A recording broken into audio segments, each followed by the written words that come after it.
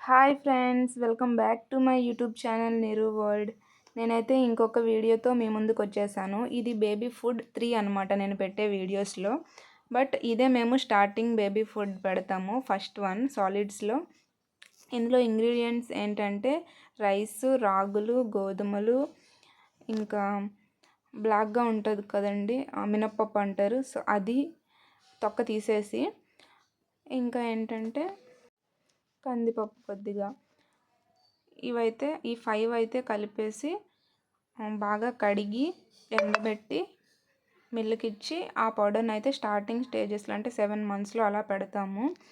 బాదం పప్పు ఇంకా జీడిపప్పు ఇవైతే స్టార్టింగ్లో అయితే అవసరం లేదు, 1-2 వేసుకోవచ్చు అనమాట, అంటే 1 లీటర్కి. అదే ఏజ్ పెద్దగా అవుతుంటే 9-10 మంత్స్లో అప్పుడు మనం 4-5 వేసుకోవచ్చు, ఒక 2 కేజెస్ 3 కేజెస్కి. ఇవన్నీ కలిపి అన్నమాట క్వాంటిటీ నేను చెప్తున్నాను. ఇంకా ఇందులో నేను చెప్పే 5 కాకుండా ఇంకా వేసుకోవచ్చు అన్నమాట. ఇంకా కొర్రలు ఉంటాయి, ఇంకా చిరుధాన్యాల్లో చాలా టైప్స్ ఉంటాయి కదండి, ఉలవలు, కందులు, ఇవన్నీ వేసుకోవచ్చు కొద్ది కొద్ది క్వాంటిటీస్లో. బట్ మెయిన్ ఇంగ్రీడియంట్స్ అయితే ఇవ్వండి, ఈ 5. ఈ 5 మంచిగా కడిగేసి ఆరబెట్టుకోవాలి. ఇవి బాగా ఆరాక కొంచెం విసురుకోవాలన్నమాట. నేను ఈ వీడియోలో ఆల్రెడీ చేశాను, లాస్ట్లో అయితే వస్తుంది చూడండి.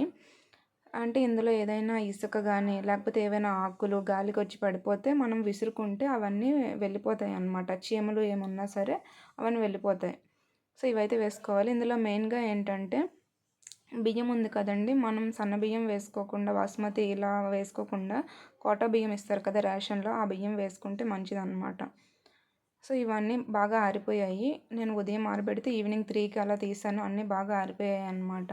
ఇవి బాగా ఆరిపోయాక విసురుకున్నామని చెప్పాను కదండి, వీటిని అన్నిటిని విసురుకోవాలి. ఇందులో అయితే కొద్దిగా ఎండ తక్కువగా ఉంది కాబట్టి చీమలు అయితే చేరిపోయాయి అన్నమాట. వీటిని ఇలాగ మిల్లు చేస్తే ఆ చీమలన్నీ చచ్చిపోతాయి, ఎందుకు అలాగని చెప్పి ఇంకా విసురుకున్నాం అనమాట. ఏమైనా చెత్త ఏమైనా ఉన్నా సరే పోతాయి, కొద్దిగా రాళ్ళు ఏమున్నా బాగు చేసుకోవాలన్నమాట. ఆఫ్టర్ దిస్ నేను ఇక్కడైతే చూపించాను చూడండి. నార్మల్గా పెద్దవాళ్ళు అయితే చాటలో విసురుతారు, చాట అవైలబుల్గా లేకపోతే ఇలా ప్లేట్లో అయినా వేసి విసురుకోవచ్చు. లాస్ట్లోకి చెత్త ఏమైనా ఉంటే వచ్చేస్తాయి, చీమలు ఏమన్నా పోతాయి. ఇంకా నేను దీనిలోకి అయితే మినప్పప్పు కంప్లీట్గా తొక్క తీసింది లేకపోవడం వల్ల కొద్దిగా తొక్క తీయని పప్పు కూడా వేసాను, అందులో బాగోలేదన్నమాట. సో ఆ చెత్త కూడా వచ్చేసింది చూడండి, చాలా మంచిగా క్లీన్ అయిపోతుంది. తర్వాత మిల్లు చేసుకుంటే చాలు. మిల్లు చేసుకునే ముందు ఇవన్నీ బాగా సిమ్లో పెట్టి వేయించుకోవాలన్నమాట. ఆ వీడియో అయితే నేను అటాచ్ చేయలేదు. వేయించుకున్నప్పుడు మనం కొద్దిగా బాదం, జీడిపప్పు, ఇంకా జీరా అండ్ ధనియాలు వేసుకుంటాం, దీనివల్ల డైజెషన్ బాగా అవుతుంది. మీకు నచ్చితే లైక్, షేర్ అండ్ సబ్స్క్రైబ్.